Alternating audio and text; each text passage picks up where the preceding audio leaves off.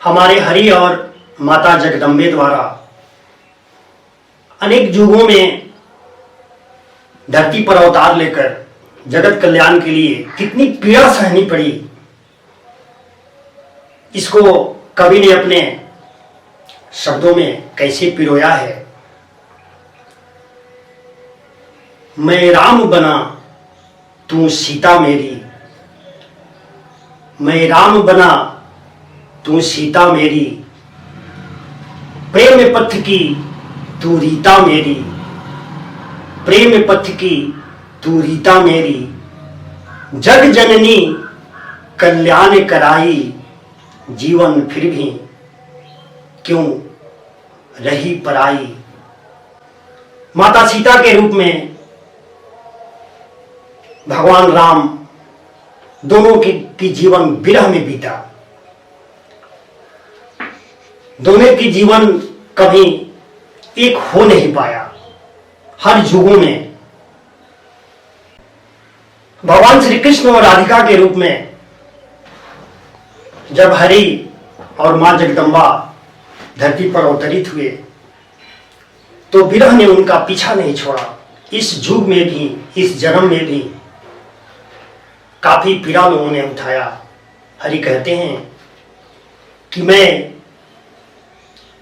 कृष्ण बना, मैं तू राधिका मेरी, प्रेम पुष्प की तू वाटिका मेरी, कृष्ण बना मैं तू राधिका मेरी, प्रेम पुष्प की तू वाटिका मेरी, कन कन के हृदय में रही समाई, जीवन फिर भी क्यों रही पराई, जीवन फिर भी क्यों रही पराई। इससे उनके विरह को हमारे सूर बाबा अपने शब्दों में ढाला है। कहते हैं उनके तड़प को, निस्दिन बरसत नैने हमारे, निस्दिन बरसत नैने हमारे, सदा रहत पावस ऋतु हम पे, जबते श्याम सिधारे, अंजन थीर न रहत अखियन में, कर कपोल भयकारे, अंजन थीर न रहत अखियन में, कर कपोल भयकारे, कंचु की पट सुखत नहीं कबहू, बहे जात पनारे, सूर्यदास अब डूबत है ब्रज, काहे न आके उबारे। इस पीड़ा को, उस जन्मों की, उस युगों की पीड़ा को माता मीरा ने भी अपने शब्दों में व्यक्त किया है। कहा है कि दरस बिन दुखन लागे नैन, दरस बिन दुखन लागे नैन, जब ते कहे पियो प्यारे, कबहू न आयो चैन, दरस बिन दुखन लागे नैन। इसको कवि ने अपने शब्दों में आगे व्यक्त करते हुए कहता है, द्वापर तड़पा, द्वापर तड़पा त्रेता भी रोया, कालों का क्रंदन भी धोया। द्वापर तड़पा त्रेता भी रोया। युग में जब नारायण के अवतार होने वाला था तो चारों युगों को बुलाया गया। चारों युगों के बारी बारी से पूछा गया कि मैं धरती पर अवतार लेकर के अधर्मों पर विजय पाना चाहता हूं, अधर्मी का नाश करना चाहता हूं। तो किसी युग ने, सतयुग ने तो एकदम इनकार कर दिया, कहा कि नहीं प्रभु, हमसे ये सहन नहीं होगा आपकी पीड़ा। द्वापर और त्रेता, कलयुग तो कहा कि मेरे समय में तो सिर्फ पाप ही पाप होगा, वहां तो आप उतरिए ही नहीं, वहां तो आप सभी अदृश्य रूप में रहेंगे। तो द्वापर और त्रेता दोनों युगों ने कहा कि ठीक है प्रभु आप आइए। तो माता की पीड़ा देखकर द्वापर भी तड़पा। कवि कहता है द्वापर तड़पा त्रेता भी रोया, कालों का क्रंदन भी धोया, तेरी पीड़ा की ना हुई भराई, जीवन फिर भी क्यों रही पराई। कभी लंका में आंसू सूखे, बरसाने में नीर भी दुखे। लंका में माँ अशोक वाटिका में लगभग 8 महीने रही, आंसू बहाते रहे, आंसू सूखते रहे। उनकी पीड़ा को, उनकी व्यथा को, उनकी कार्मिक दशा को बाबा तुलसी वर्णन करते हैं। हनुमंत बजरंगबली हमारे इष्ट ने आकर के भगवान से क्या कहता है, माता की पीड़ा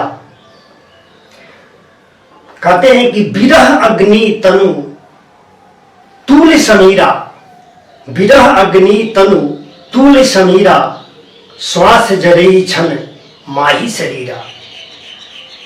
नयन स्रवही जल निज हित लागी, जरई न पाए देह बैरागी। कहते हैं कि विरह की अग्नि, माता की दशा का अपने वर्णन करते हुए हनुमंत की आंखों से अश्रु के धार बह रहे हैं।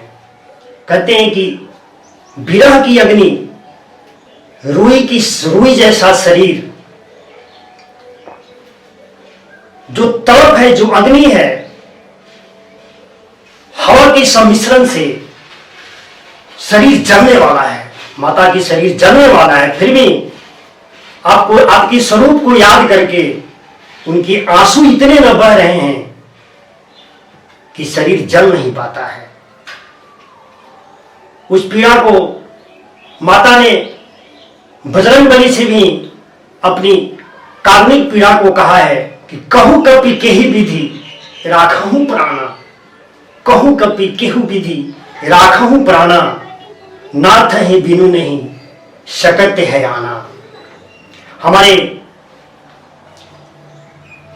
आदि कवि वाल्मीकि जी ने भी इस कार्मिक कथा का वर्णन किया है। क्षीण पुण्य मृत प्रायाम भक्षायाम निशाचरैः, राक्षसी भी समकर्णन्ति समरुदन्ति दृष्टया दुख परायणा। क्या विडंबना है, वाल्मीकि आदि कवि वाल्मीकि जी कह रहे, क्या विडंबना है कि साक्षात माता लक्ष्मी, दूसरों की भाग्य का सृजन करने वाली, आज उनका भाग्य छिन्न हो गया है। वे राक्षसियों के आक्रमण से पीड़ित हैं, क्रंदन कर रही हैं। उसी में कवि आगे कहता है, कभी लंका में आंसू सूखे, बरसाने में नीर भी धूखे, विरह वेदना की पीड़ छुपाई, जीवन फिर भी क्यों रही पराई। कभी आगे कहता है, कभी उधो की सुनी जुबानी, कभी उधो की सुनी जुबानी, कभी बजरंग ने करी बखानी। कभी उद्धव की सुनी जुबानी, कभी बजरंग की सुनी बखानी, सारे जहां को तेरी दर्द रुलाई, जीवन फिर भी क्यों रही पराई, जीवन फिर भी क्यों रही पराई।